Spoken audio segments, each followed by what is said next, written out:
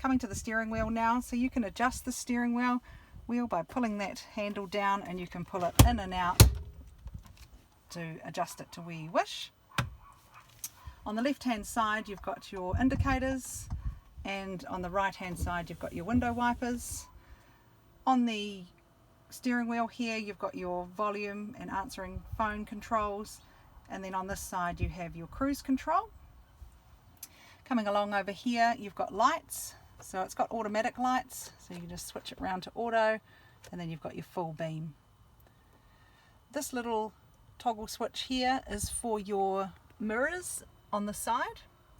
So to adjust the top mirror you turn the dial and then you just toggle to adjust your mirrors, and then that side is for the passenger side, and then once they're set put it back into the middle position.